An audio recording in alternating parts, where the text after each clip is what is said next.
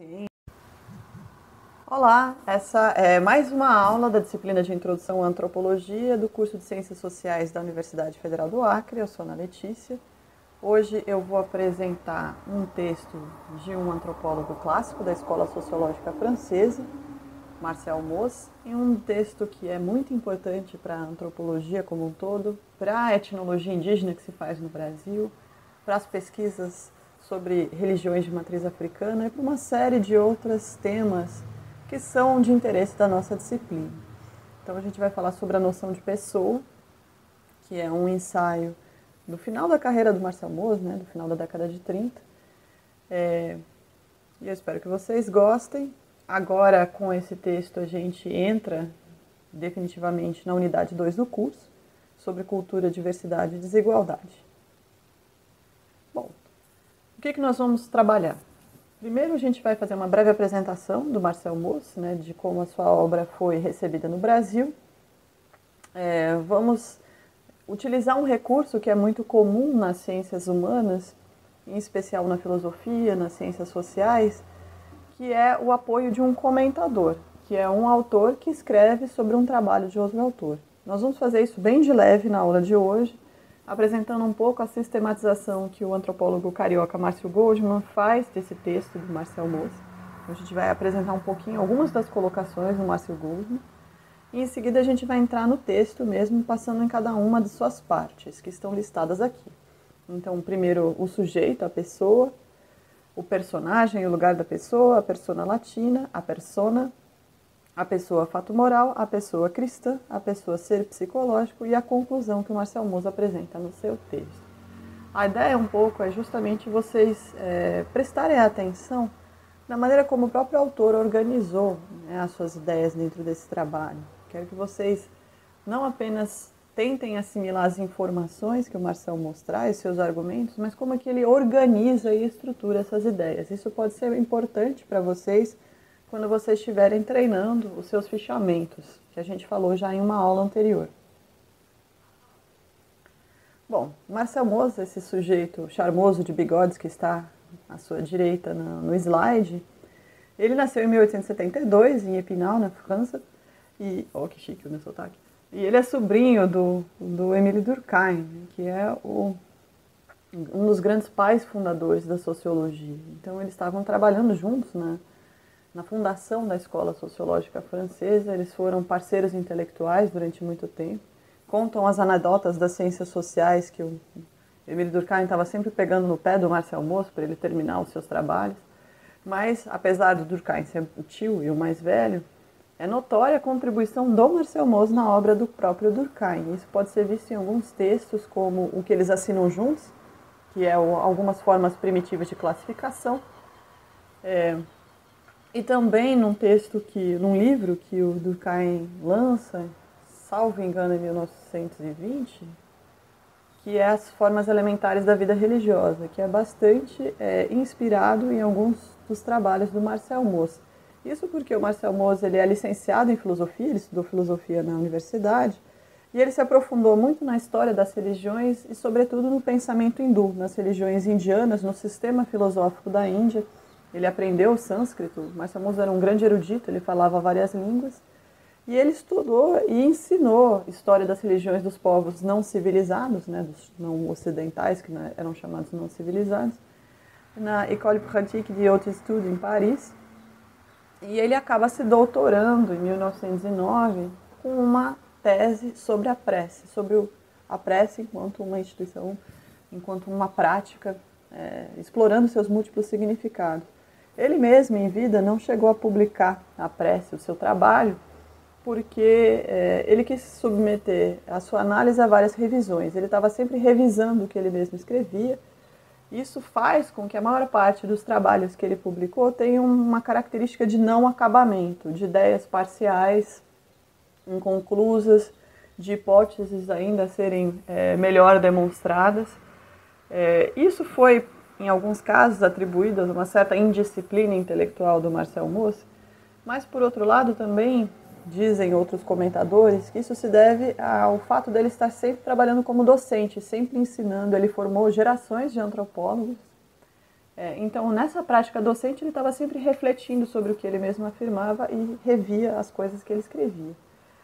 Não obstante, junto com Durkheim, com Henri Hubert, com Hertz, com outros autores da sua geração, ele trabalhou intensamente nessa revista, que é a L'Année Sociologie, que a maior parte dos trabalhos publicados, de fato, do Marcel Mauss constam dessa revista. E ele foi oficial na Primeira Guerra Mundial, trabalhando como intérprete, porque ele sabia várias línguas. Inclusive, no texto dele das técnicas do corpo, ele faz uma breve menção ao período que ele estava na enfermaria, não tinha nada para fazer, se recuperando, e ficava observando as enfermeiras estrangeiras. Enfim, é uma anedota de um texto Técnicas do Corpo que vocês podem lá conferir. Mas o Marcel Mauss também ele tinha uma preocupação política intensa, embora ele tomasse um certo cuidado de não misturar de maneira muito explícita as ideias políticas com o trabalho intelectual de análise sociológica e antropológica que ele estava fazendo. Ele tinha uma simpatia, uma aproximação com o socialismo, embora fizesse uma série de críticas ao modo como os bolcheviques tinham atuado, ao que tinha virado, né, o sistema totalitário russo, mas ele estava, ao mesmo tempo, engajado com a seção francesa da Internacional dos Trabalhadores e com uma série de associação de cooperativas. Dizem alguns até mais próximo de um certo anarquismo mutualista do que de um socialismo propriamente dito. E ele defendia um socialismo de baixo para cima, não de grandes vanguardistas ideólogos, mas construídos a partir dessas associações. Alguns dos textos dele, inclusive, tecem críticas ao sistema capitalista, a certas conclusões às quais as sociedades ocidentais chegaram, como se fossem evoluções inevitáveis da humanidade, indicando os perigos, né, contidos nesses desfechos ocidentais. A própria noção de pessoa faz isso de maneira muito leve, ao indicar os perigos do individualismo exacerbado que caracteriza a sociedade ocidental moderna. Bom, como eu falei, né, muitos dos textos do Marcel Mauss são bastante fragmentados, então eles chamam ensaios, fragmentos, notas. Essa coletânea, de onde está o texto Noção de Pessoa, Sociologia e Antropologia, foi publicada na França em 1950 pelo Georges Bourvit, reunindo esses trabalhos dispersos. Como vocês podem ver, foi justamente no ano da morte do Mauss. E recebeu um prefácio do Claude Lévi-Strauss. E, bom, o antropólogo lá do Rio Grande do Sul, Esteio, ele comenta que esse prefácio do Lévi-Strauss, inclusive, condicionou muito a recepção da obra do Marcel Mauss no Brasil. Porque o Claude Lévi-Strauss ele faz um grande elogio ao Marcel Mauss, mas indica certas limitações que ele percebe na obra do Mauss, que direcionariam, na verdade, para a própria teoria lévi-straussiana, o estruturalismo. Então, o Lévi-Strauss é uma espécie de estruturaliza o trabalho do Marcel Mauss. Existem outras formas possíveis de leitura, claro, mas por muito tempo a recepção do Marcel Mauss ficou bastante condicionada por essas explicações do Claude Lévi-Strauss. Essa introdução, que está nessa coletânea, inclusive, ela foi publicada quando um dos ensaios presentes nessa coletânea, o ensaio sobre a dádiva, foi publicado em separado no Brasil, né? Porque, na verdade, o ensaio sobre a dádiva é o principal objeto de reflexão do Lévi-Strauss nesse prefácio, nessa introdução. Bom, o livro foi traduzido para o português pela primeira vez em 1974 e ele acaba recebendo uma tradução nova depois, nos anos 90, porque essa primeira tradução foi bastante criticada. E a atual edição, a edição mais recente, é essa da Albur, com esse padrão geométrico na capa. Eu sugiro, se vocês tiverem a oportunidade de adquirir esse livro, esse é um dos livros mais fundamentais assim, do curso de Ciências Sociais, do curso de Antropologia. Ele é um grande livro para se ter, para se voltar, para se reler várias vezes ao longo do curso. Ele traz bastante inspirações para quaisquer pesquisas que vocês venham a fazer. Foi o primeiro livro que eu comprei quando estava na graduação, me orgulho até hoje de ter um volume. Eu tenho esse de capa preta, né, da Kozak Naif. Então é um bom livro para se ter, inclusive para interagir com ele, né? Como eu falei para vocês na aula sobre leitura, fazer anotações, ler os comentadores a essa obra. Existem grandes introduções ao pensamento do Marcel Mauss também, escritos em língua portuguesa, sobretudo sobre o ensaio sobre a dádiva e o esboço de uma teoria geral da magia, que também já foi publicado de maneira separada. Mas eles não são os únicos textos do Moço traduzidos no Brasil. Em 1970, Roberto Cardoso de Oliveira organizou essa coletânea Moço Antropologia, na coleção Grandes Cientistas Sociais, e a coletânea dos ensaios de sociologia do Marcel Moço foi publicada em 1980 pela Perspectiva. Então a gente tem relativamente bastante coisa do Marcel Moço em português. O ensaio dele do doutorado sobre a prece também existe. Enfim. Então vocês podem fazer uma boa exploração. Ele é um autor que vai ser trabalhado assim mais profundamente em Teoria Antropológica 2, trabalha-se Moço e Lévi-Strauss. Bom, Sociologia e Antropologia foi publicado em 1950, né, por esse autor George Gurvitch, e recebeu essa introdução do Claude Lévi-Strauss que eu estava falando para vocês. E ele contempla esses ensaios, né, o esboço de uma teoria geral da magia, que vai ser compreendido na totalidade da obra do Marcel Moço como uma espécie de reflexão sobre a categoria fundamental de causalidade, sobre formas possíveis de racionalidade de povos não ocidentais. O ensaio sobre a dádiva, que traz uma grande revolução no pensamento sociológico e econômico, ao explicar como funcionam sociedades que não são monetizadas, cujo sistema de troca não é baseado no dinheiro, que não tem uma economia de mercado, como é que elas funcionam, como é que isso funda uma série de instituições sociais, né? É nesse ensaio sobre a dádiva que o Marcel Moço apresenta a noção de fato social total, e ele tem um grande diálogo com a obra do Bronisław Malinowski, que nós já mencionamos aqui, que nós vamos tratar também, né? Os Argonautas do Pacífico Ocidental, e com outros autores, porque o Marcel Moço era um grande leitor de etnografias, né? Ele lia coisas do mundo inteiro, então esses trabalhos deles percorrem o mundo inteiro a partir dos seus etnógrafos, dos relatos que ele tem acesso. O ensaio sobre a dádiva é um ensaio longo, tem quase 100 páginas, se não me engano, mas é um texto bastante importante que é trabalhado com calma na disciplina de Teoria Antropológica 2. Tem esse outro ensaio, Relações Reais e Práticas entre a Psicologia e a Sociologia. Essa é uma grande questão para o Marcel Moço. Ele considera que a psicologia, a sociologia e a antropologia, elas são disciplinas que têm que trabalhar de maneira cooperativa. Ele está interessado no que a psicologia, o que a psicanálise está discutindo. A noção de inconsciente é uma noção importante na reflexão do Marcel Moço, por exemplo. Mas ele recusa uma determinação, um determinismo unilateral, né, de que as estruturas inconscientes individuais, a formação da personalidade, determinaria as formas culturais. Ele recusa isso, ainda que reconheça a importância dessas dimensões individuais psíquicas do ser humano. Inclusive, ele fala que a maior parte dos fenômenos, se não todos os fenômenos humanos, eles têm que ser compreendidos de maneira integral em seus aspectos biopsicossociais. Essa é uma expressão que ele usa no ensaio sobre as técnicas do corpo.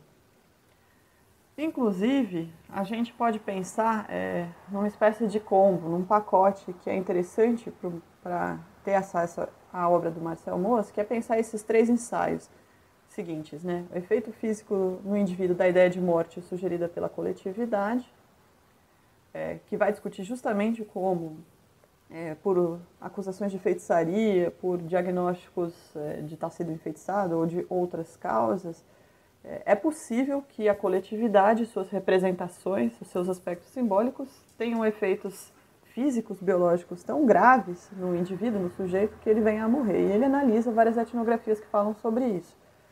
Então esse é um texto bem interessante. O texto que a gente vai trabalhar hoje, que é a noção de pessoa, uma categoria do espírito humano, a noção de pessoa, a de eu, e as técnicas do corpo, que é um texto muito interessante, que é um inventário de maneiras que os seres humanos têm de se valer de seus corpos, de utilizar os corpos. Pensando os corpos, inclusive, como tecnologia sem ferramenta. O próprio corpo, ele é investido de conhecimento, de modos de fazer, ele é condicionado de diferentes maneiras, desde antes da gente nascer, desde as técnicas de gravidez e parto, e nossas técnicas adquiridas ao longo da infância, na vida adulta, no trabalho, no lazer, no repouso, no sexo, no caminhar, no nadar, no correr, enfim. O texto é um grande inventário, então pesquisas que se focam em análises que têm a ver com o corpo, com corporalidade, recebem desse texto uma grande inspiração. E pensando no corpo, na subjetividade, né, na gênese da subjetividade, que é o objeto do texto, da noção de pessoa, e nessa interferência do social no fisiológico, do efeito físico da ideia de morte sugerida pela coletividade, a gente pode ter uma compreensão interessante de como Marcel Mauss pensa a relação entre social e sujeito, social e individual, social e pessoa. E a gente poderia até acrescentar aí um ensaio que não está nessa coletânea, que é a expressão obrigatória dos sentimentos, que o Marcel Mauss justamente descreve como os nossos sentimentos, que a gente pensa que são questões subjetivas, individuais, íntimas, nossa, na verdade eles têm causas e efeitos sociais, né? E ele vai discutir isso, como a gente é compulsoriamente obrigado a sentir e a expressar certos sentimentos em determinados contextos sociais. E esse último ensaio, Morfologia Social, ensaio sobre as variações sazonais das sociedades esquimós, ele não estava na primeira edição dessa coletânea, ele foi acrescido depois, a pedido do próprio Gurvitch, porque é um trabalho bem interessante que está também pensando essas relações entre o sujeito e a sociedade e o ambiente, discutindo justamente uma ideia de uma morfologia da sociedade, as formas que as sociedades adquirem. Isso é um diálogo forte que o Marcel Mauss tem com a teoria social durkheimiana, mas trazendo algumas reflexões próprias dele a isso. Essa coletânea também tem um pequeno elogio, né, um in memoriam feito pelo Henri Lévy-Bruhl, que é filho do Lucien Lévy-Bruhl, que foi contemporâneo e teve diálogo com Durkheim, que escreveu A Alma Primitiva, que é um texto bem interessante, assim.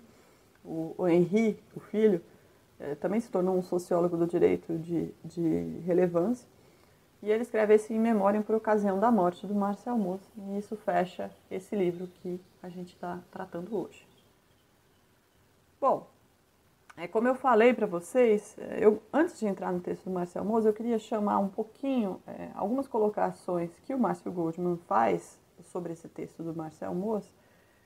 O texto do Márcio Goldman ele é muito completo, ele é muito interessante, e ele faz um inventário de como, a partir do Marcel Mauss e do próprio Lévy-Bruhl, essa noção de pessoa, a ideia de noção de pessoa, se torna uma categoria fundamental, não apenas do espírito humano, como Marcel Mauss tinha dito, mas do espírito antropológico. É uma categoria de análise que se repete em diferentes linhas teóricas, em diferentes objetos e agendas de pesquisa da antropologia, a partir de diferentes configurações e sempre condicionando uma teoria de indivíduo e uma teoria de sociedade.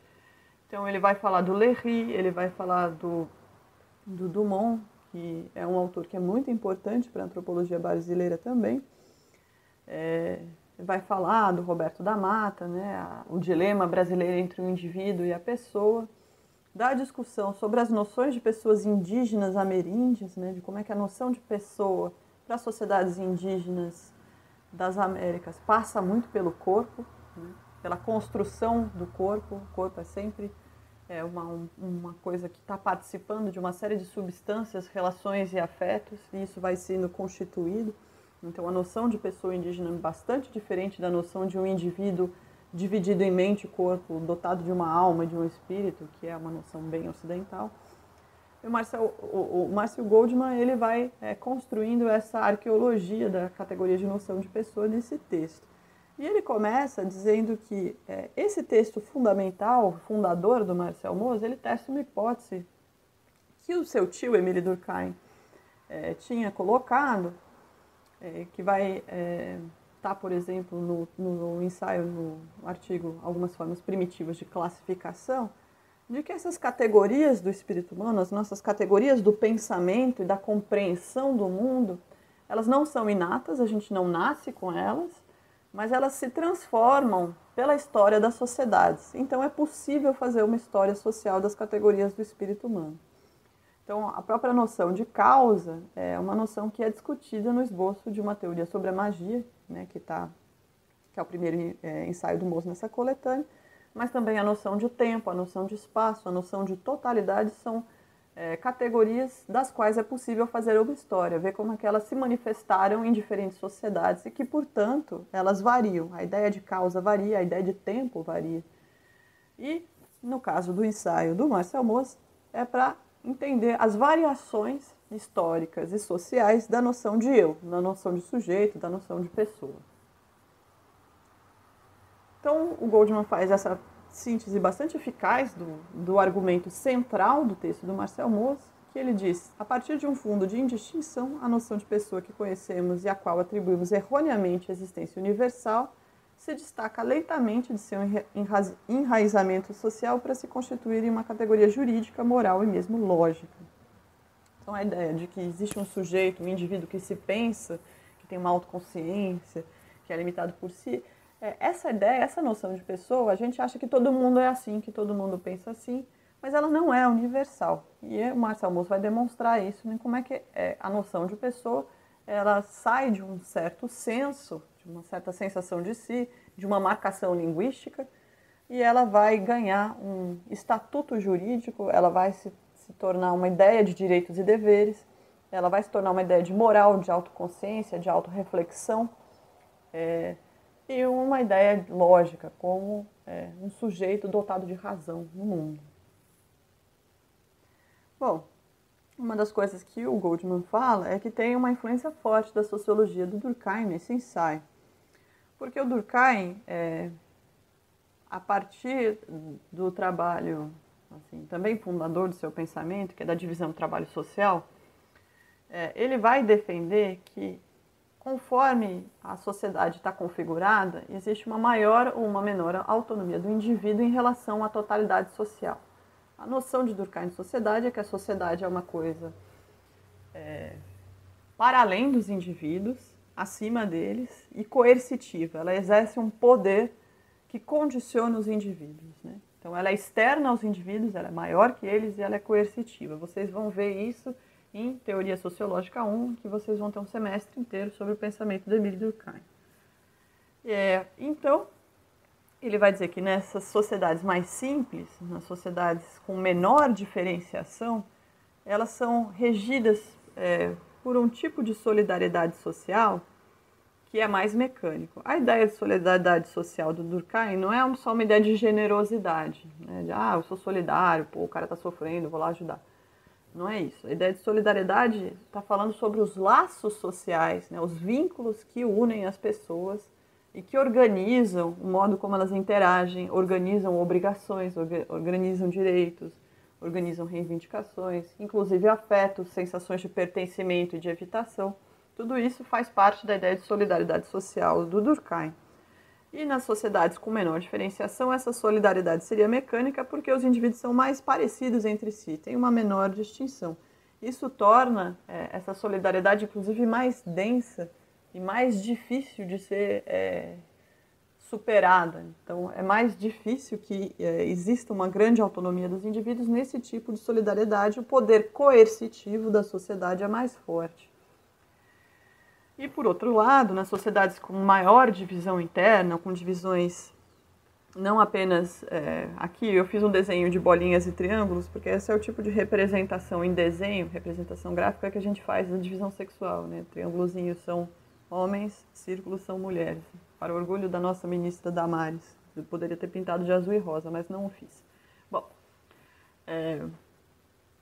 então existem vários tipos de divisão dentro de uma sociedade. Nenhuma sociedade é completamente sem distinção. Tem divisão sexual, tem divisão por idades, por geração e tal. Mas numa sociedade de solidariedade mecânica, existem poucas formas de divisão, enquanto nas sociedades de castas, de estamentos, na sociedade capitalista, que tem as classes sociais, vai tendo uma maior diferenciação dos elementos que constituem essa sociedade. Os laços sociais se tornam mais maleáveis, mais frouxos, num certo sentido, e, portanto, ele vai dizer que se trata de uma sociedade de solidariedade orgânica, pensando que organismos são mais complexos e mais diversificados do que mecanismos. Essa é a analogia que o Émile Durkheim está fazendo. Então, a sociedade de solidariedade orgânica tem uma maior diferenciação. E isso torna um indivíduo mais autônomo, mais diferenciado, e a noção de eu se torna mais importante. Então isso tem um plano morfológico, né, essa diferença, uma forma que a sociedade adquire, mas também no plano das representações, ou seja, quais são as ideias que aquela sociedade produz acerca de si mesma. Então a noção de pessoa, a noção de eu, é uma das principais representações que as sociedades podem ter acerca dos seus elementos, dos indivíduos.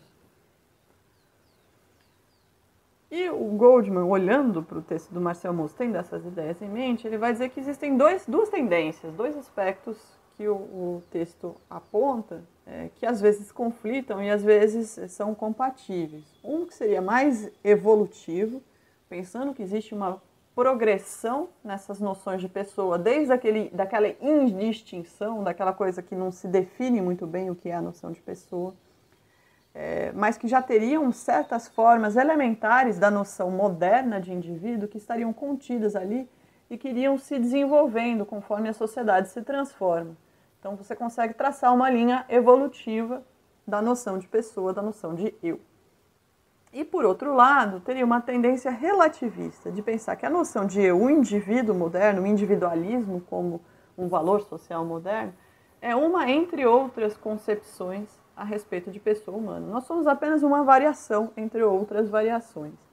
Então, essas duas tendências de que o nosso individualismo moderno é o ponto final de uma linha evolutiva e de que o nosso individualismo moderno é uma entre outras formas possíveis de ser pessoa, essas duas tendências estão no texto do Marcel Mauss, conforme a organização que o Goldman faz comentando esse texto.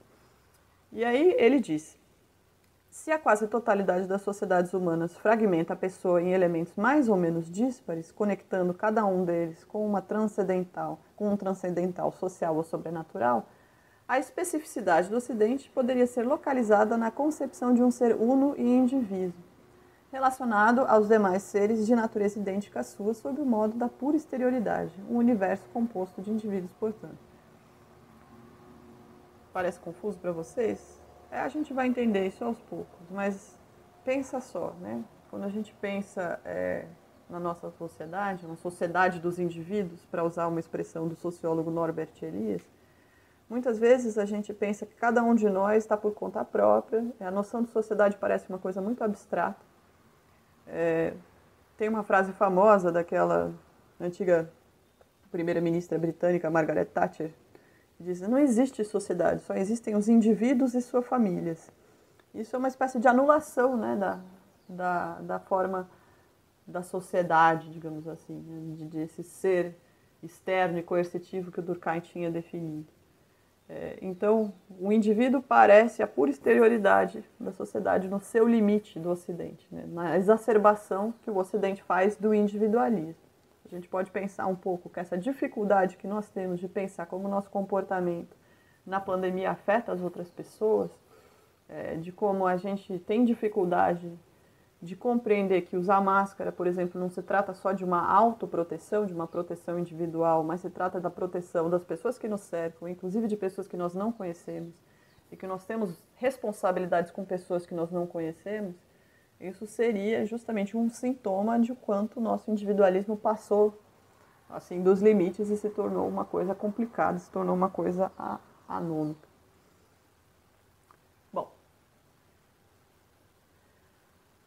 Feitas essas considerações do Márcio Goldman, que eu vou retomar na medida que a gente for apresentando o texto do Mauss, vamos passar diretamente para esse texto de 1938, uma categoria do espírito humano, a noção de pessoa, de eu, que pode ser pensada, de fato, como essa arqueologia, né, sobre as origens e camadas pelas quais se constituiu o individualismo moderno, mas também pode nos apontar para a noção de pessoa como uma categoria de pensamento nativa que varia conforme as culturas.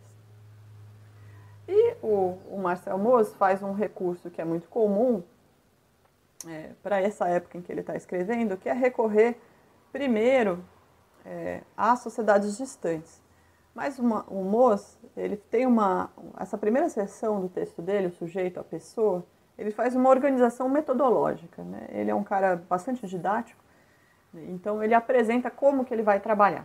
Então, ele vai falar assim, ó, nesse momento aqui, eu não vou falar da configuração das línguas, eu não vou falar das estruturas linguísticas dessas diferentes sociedades, mas eu vou chamar atenção para uma coisa. Por mais que eu tenha falado que existe uma certa indistinção na noção de eu em sociedades ditas primitivas, em todas as sociedades existem palavras para dizer eu, para dizer mim. Vocês veem que até tem duas palavras diferentes para designar a pessoa, eu, mim. Então, o mim é o que recebe, né? Para mim, por mim, e eu é o sujeito da frase. E em muitas línguas, inclusive, existem sufixos de posição, ou seja, sílabas que a gente coloca, né, sons que a gente coloca no final das palavras que marcam as relações entre o sujeito que está falando e sobre o que ele está falando, o objeto de que ele está falando. Então, o moço fala, olha, não vou falar de linguística, mas tem isso, em todos os lugares tem isso, e a gente tem que prestar atenção nisso, né, nos pronomes e nos sufixos de posição. Ele vai dizer, bom, também não é o caso aqui falar de psicologia, em outros ensaios ele entra mais nas questões psicológicas. Ele vai dizer, bom, todo e qualquer ser humano tem um senso de si, tem um senso da sua própria corporalidade, da sua própria individualidade. Mas não é desse senso que ele quer falar, mas como eu se torna um conceito. Lembra que nós falamos de conceito? Né? Como é que o conceito de eu, o conceito de pessoa, é elaborado por seres humanos em diferentes épocas.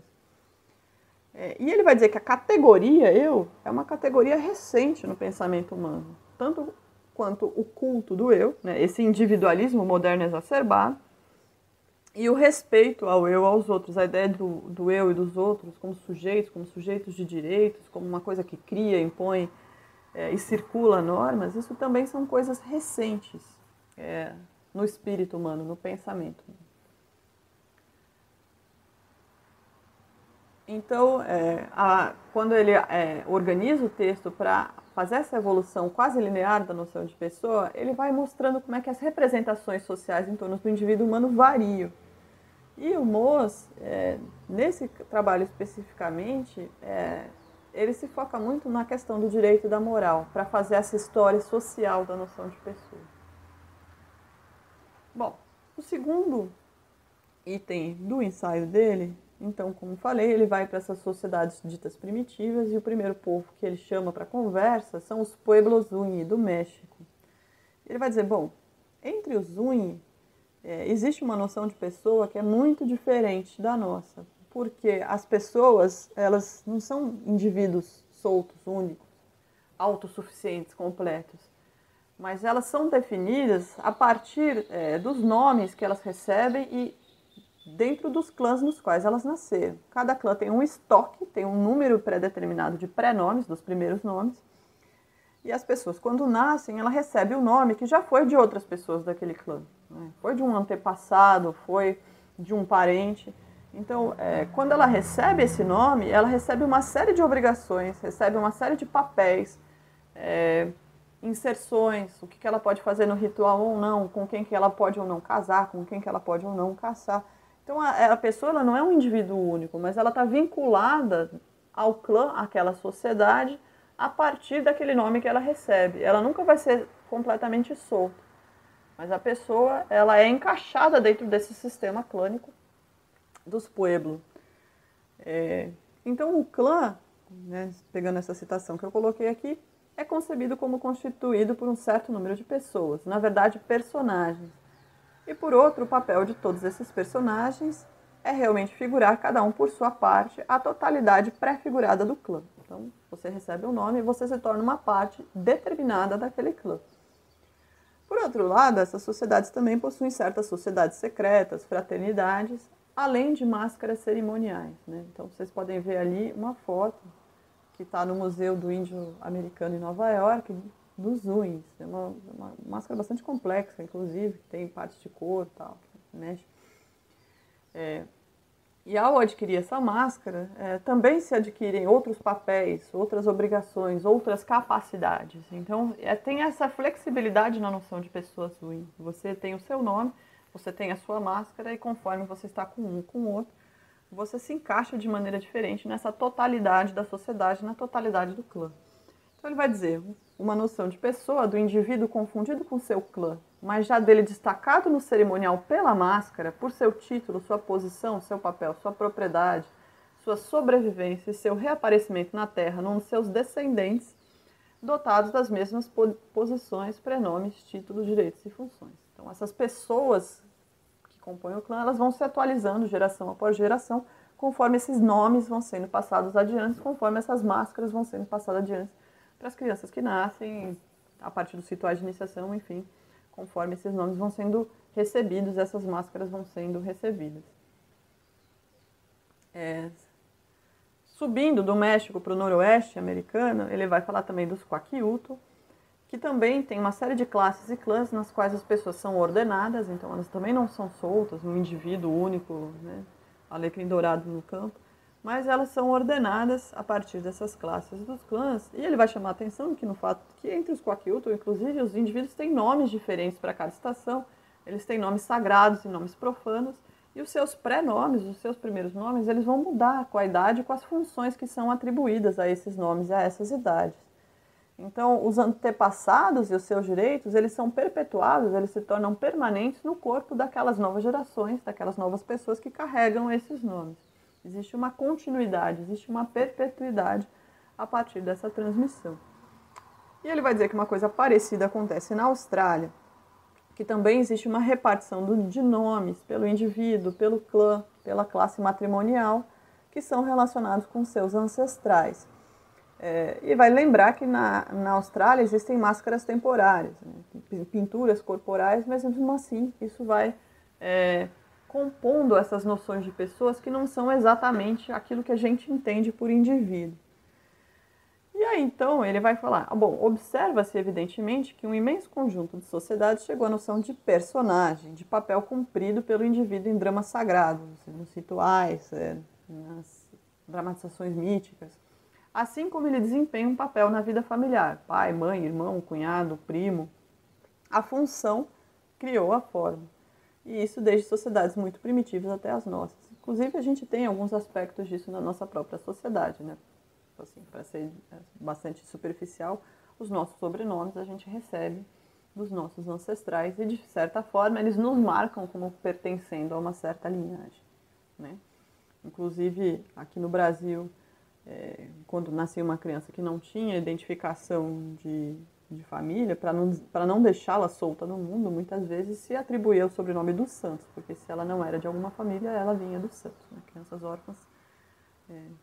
Hoje em dia, santos é um sobrenome de família como qualquer outro, né? Mas crianças órfãs muitas vezes foram batizadas como dos santos ou dos anjos, por conta de não ter esse outro sobrenome de família, mas de não poder deixar nenhuma pessoa completamente solta no mundo. Isso é muito interessante, né? Essa ideia de que junto com o nome existem capacidades, existem habilidades, existem direitos, isso está em toda parte, né? E isso faz com que você nunca seja só um indivíduo idêntico e equivalente, intercambiável a qualquer outro. A ideia de que os indivíduos podem ser intercambiáveis a qualquer outro, que um vale o mesmo tanto que o outro, isso é uma ideia muito recente no desenvolvimento da sociedade moderna capitalista. Bom, é curioso que o Marcel Mauss coloca na sua terceira sessão que ele vai falar da pessoa latina, mas primeiro ele faz um tour pelo Oriente e ele fala rapidamente sobre como é que é a noção das pessoas na Índia e na China. É muito curioso isso, porque o Marcel Mauss é um grande especialista em pensamento filosófico hindu e ele fala muito rapidamente da Índia nesse ensaio, porque o foco dele realmente é a gênese do indivíduo ocidental. Mas ele vai falar que na Índia existe uma noção de consciência, de autoconsciência do indivíduo, que está a partir do conceito de ahankara. Eu não sei se eu estou pronunciando direito. Mas que a ideia de que esse eu, essa consciência individual, ela é fabricada. Existe um processo de esforço, de atividade para a construção dessa noção, para a fabricação dessa noção. E o prefixo dessa palavra, aham, é a mesma origem da palavra indo-europeia ego, né? Eu. Bom, inclusive ele vai falar como certas orientações religiosas, místicas na Índia e o próprio budismo tem a ver um pouco como mostrar o artifício da construção desse eu e anulá-lo, né? Tem um preceito até hoje do budismo, a ideia de superação, de anulação do eu. A China por sua vez, ele vai falar que existe uma sociedade que é tão completamente organizada e hierarquizada que o indivíduo não existe para além do seu ser social. Então, existem um monte de classificações pela ordem que ele nasceu, se é primeiro, segundo, terceiro filho, a hierarquia das classes sociais e como é que isso se reorienta de uma forma ou de outra, que vão determinar não apenas o nome que a pessoa pode ter, mas toda a vida que aquela pessoa pode seguir, a sua face. Né?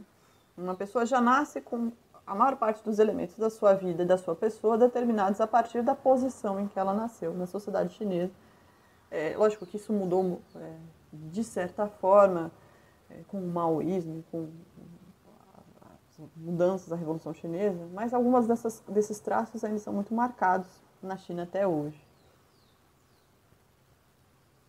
E aí ele vai falar propriamente dos romanos, né, dos latinos, lembrando que a ideia de persona tem um significado de máscara também, assim como ele falou lá das sociedades indígenas americanas e australianas.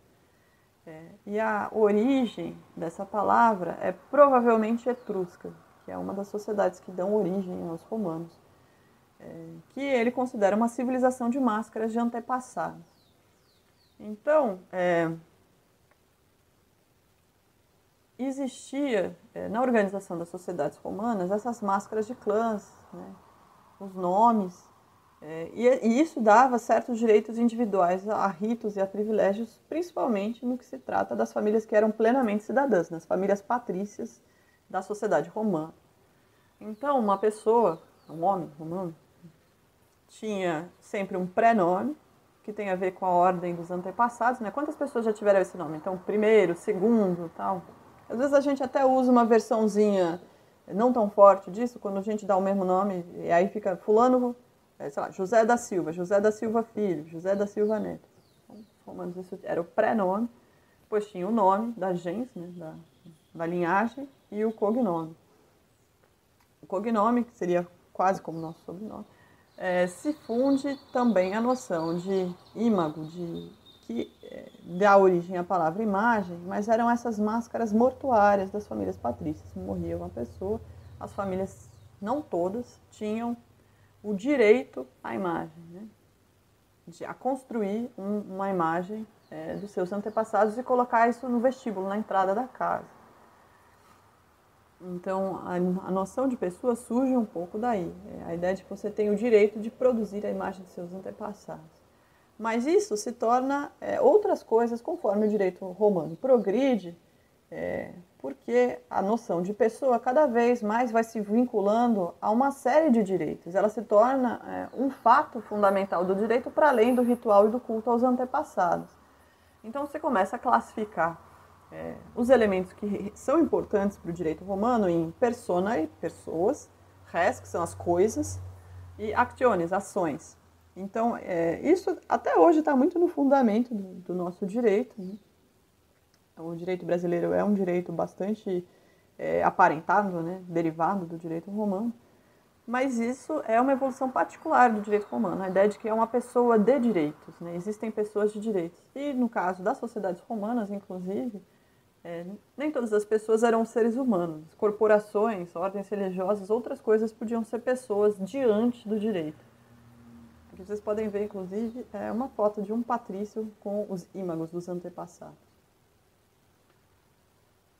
Bom, nesse tempo do Império Romano, passagem das diferentes organizações romanas, a chegada do cristianismo, existia uma série de filósofos refletindo não apenas da pessoa como um sujeito de direitos, mas a pessoa como um fato moral.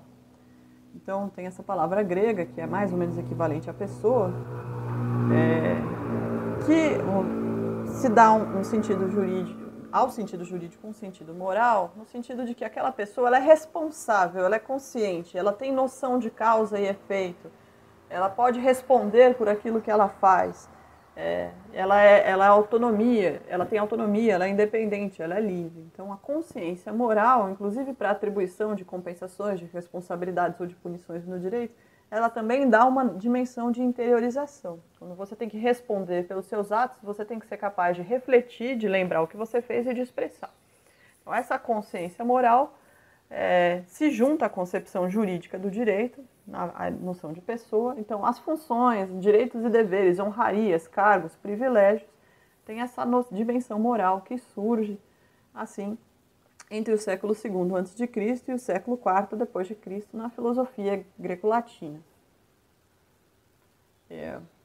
Mas ele vai dizer, existe ainda uma necessidade de um elemento metafísico para essa noção de pessoa jurídica moral que está surgindo naquele contexto social de Roma. Tanto é que, como eu falei, existiam pessoas morais que também eram corporações, fundações religiosas, que eram personalidades fictícias. Mas isso vai se desenvolvendo no pensamento filosófico com o cristianismo, quando os teólogos cristãos passam a debater a unidade da pessoa, a unidade da igreja e a unidade de Deus. Vocês vão estudar a história do cristianismo, vocês vão ver que existe um monte de correntes diferentes refletindo sobre a noção de Deus, a relação de Deus com Jesus Cristo e com o Espírito Santo.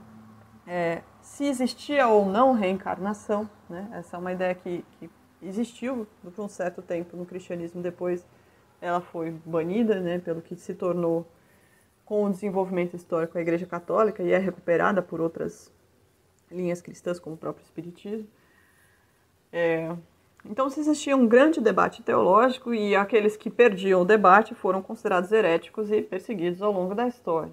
Então, existiu o Concílio de Nicéia, que chegou nessa formulação para pensar a relação de Deus Pai, Deus Filho, Deus Espírito Santo. Né? Se eles são uma pessoa só, se eles são três, se Cristo era tão eterno quanto Deus ou não, que era o debate que se dizia que se discutia na época.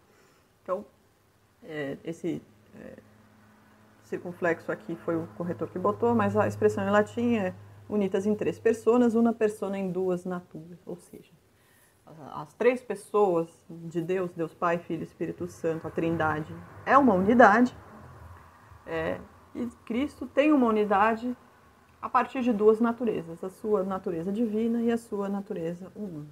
Então, essa noção de tanto de Cristo quanto da Igreja, também cria a noção de pessoa como una, indivisível, individual, com uma substância racional, mas dotada de uma alma, um corpo, uma alma.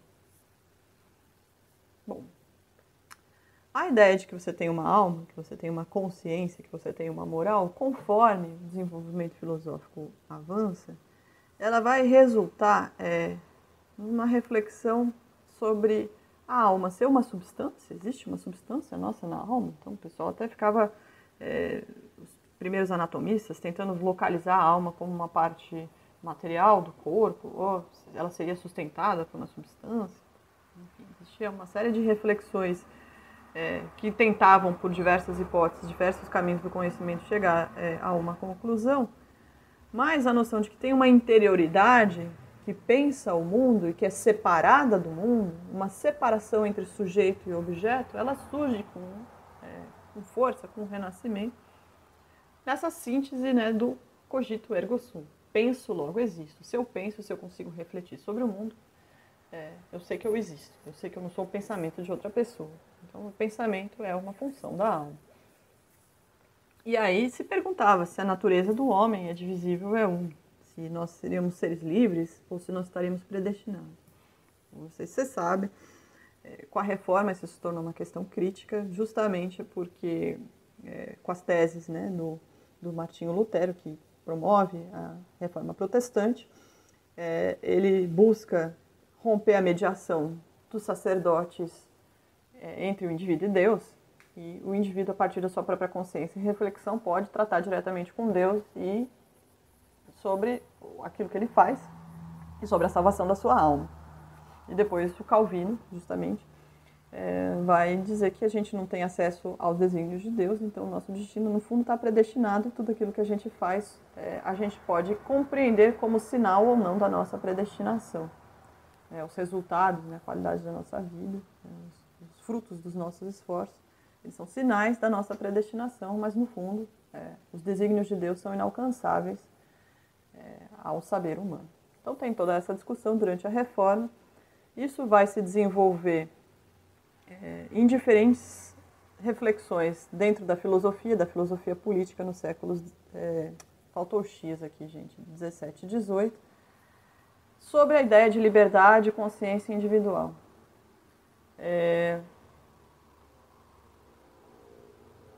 E aí, cada vez mais, a noção de pessoa se torna a noção de eu e de consciência. Isso se torna uma categoria, sobretudo quando você vai refletir sobre o que é o eu.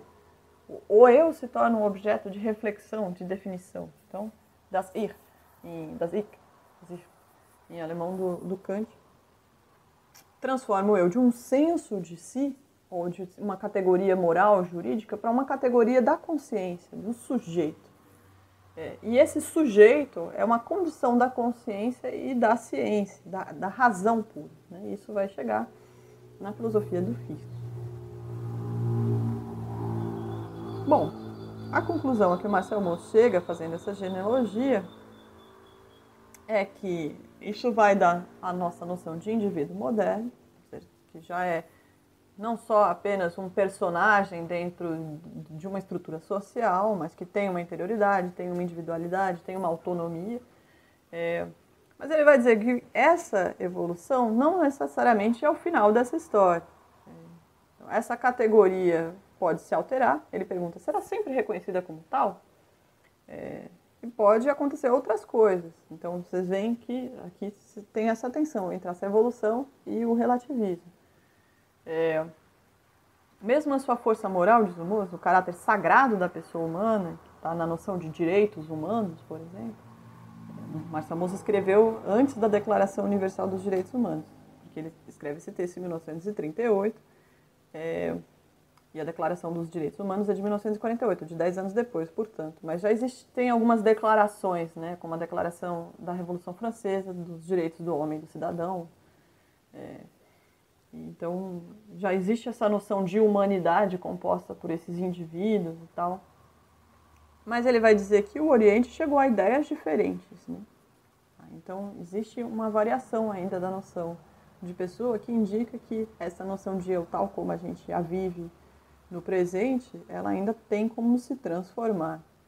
E quando ele diz não moralizemos, ele diz, bom, pode ser que essa nossa solução nem sempre seja a melhor. Eu acho muito interessante a gente pensar contemporaneamente nesse texto do Marcel Mauss, por exemplo, para pensar como é que a gente constrói noções de pessoa, noções de eu, presenças, nesse mundo das relações digitais. Então, fica uma sugestão para vocês pensarem. Como, por exemplo, essa construção do eu, essa construção do sujeito, a partir do advento das redes sociais, ela se dá com a construção de perfis e de avatares, né? Então, a gente precisa preencher uma série de características, quais nosso nome, a nossa idade, nosso estado civil, religião, preferências, que filmes, discos, livros nós gostamos, para que time de futebol a gente torce, de que modo a gente gosta do nosso café, se a gente fala bolacha ou biscoito, se a gente come açaí com farinha ou com leite condensado, granola. E todas essas coisas, elas vão incorporando-se àquilo que hoje em dia a gente vai chamando de identidade. Então, quando a gente discute a noção de pessoa, um dos seus desenvolvimentos contemporâneos é, por um lado, a noção de identidade, que pode sugerir pertencimentos a diferentes segmentos sociais, mais uma vez, a diferentes grupos. Então, a nossa identidade passa por características de gênero, de raça, de classe, mas também pode ser essa gama de opçõezinhas que são pré-estabelecidas, são dadas por esses modos de perfil, em que a gente tem que reconstruir a nossa personalidade, reconstruir o nosso corpo, quando a gente monta um personagemzinho de videogame, por exemplo, nesses ambientes de interação digital. E nesse momento de pandemia, sobretudo, como é que a gente constrói as pessoas com as quais a gente interage durante as nossas aulas. Como é que eu aparece nessas bolinhas silenciosas que estão dentro da sala do Google Meet? Então, uma provocação para vocês pensarem, entre outras muitas possíveis, que o texto do Marcel Mauss nos suscita. Aqui estão as referências da aula de hoje. Para vocês, esse texto aqui é muito interessante como um texto complementar do Márcio Goldman, mas talvez seja mais interessante vocês acessarem quando vocês estiverem avançado um pouco mais no curso, para vocês conhecerem os outros autores com os quais o Márcio Goldman está dialogando.